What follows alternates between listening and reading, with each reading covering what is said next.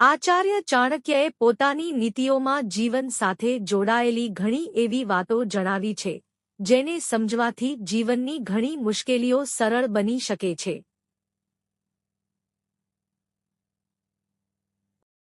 તેમના અનુસાર દરેક વ્યક્તિ એવી નથી હોતી જેવી તે આપણને બહારથી દેખાય છે.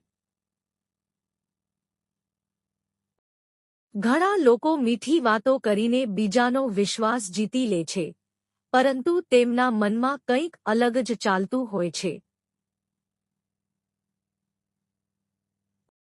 તેથી કોઈ પણ વ્યક્તિ પર વિશ્વાસ કરતા પહેલા તેના સ્વભાવ, વર્તન અને કર્મોને સારી રીતે સમજવા અને પરખવા જરૂરી છે.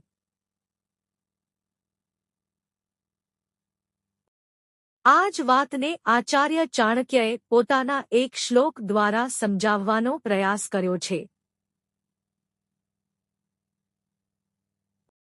તેમનો આ શ્લોક લોકોને સાચી ઓળખ કરવાની શીખ આપે છે. ચાણક્ય કહે છે કે માત્ર મીઠી વાતો કરનાર વ્યક્તિ પર ઝડપથી વિશ્વાસ ન કરવો જોઈએ.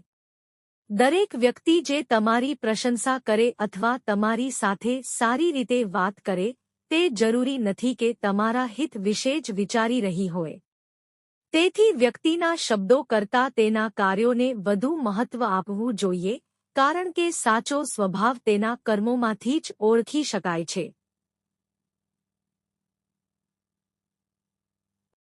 આજના સમયમાં આ શીખ ખૂબ જ જરૂરી છે. આજકાલ લોકો ઘણીવાર બીજાનો વિશ્વાસ જીતવા માટે મીઠી અને મનમોહક વાતો કરે છે.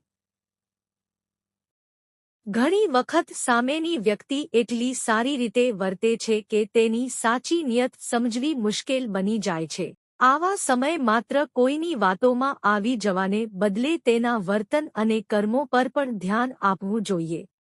આચાર્ય ચાણક્યની આ નીતિ કહે છે કે જે વ્યક્તિ ખરેખર આપણું ભલું ઈચ્છે છે, તે દરેક પરિસ્થિતિમાં આપણો સાથ આપે છે અને મુશ્કેલ સમયમાં પણ સાથે ઊભી રહે છે.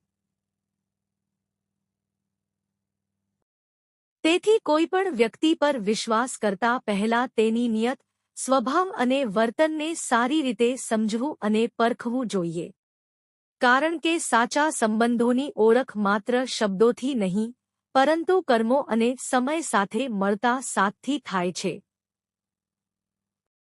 મીઠી વાતો કરતાં સારા કર્મો વધુ વિશ્વાસપાત્ર હોય છે. કર્મોથી થાય છે સાચી ઓળખ.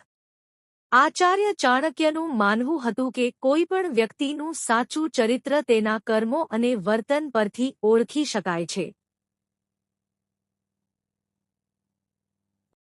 જે લોકો મુશ્કેલ સમયમાં આપણો સાથ આપે, આપણી સફળતામાં ખુશ થાય અને કોઈ સ્વાર્થ વિના મદદ કરે, તેઓ જ ખરેખર આપણા પોતાના લોકો હોય છે. માત્ર સારી અને મીઠી વાતો કરનાર વ્યક્તિ હંમેશા વિશ્વાસપાત્ર હોય એવું જરૂરી નથી. વ્યક્તિની સાચી ઓળખ તેના શબ્દોથી નહીં, પરંતુ તેના કાર્યો અને વ્યવહારથી થાય છે. જો કે, આ શ્લોકનો અર્થ એ નથી કે દરેક વ્યક્તિ પર શંકા કરવી જોઈએ. તેનો સાચો અર્થ એ છે કે આપણે દરેક સાથે સમજદારી અને સાવચેતીથી વર્તવું જોઈએ, જેથી કોઈની ખોટી નિયતનો ભોગ ન બનવું પડે. વ્યક્તિની ઓળખ તેના શબ્દોથી નહીં, પરંતુ તેના કર્મોથી થાય છે.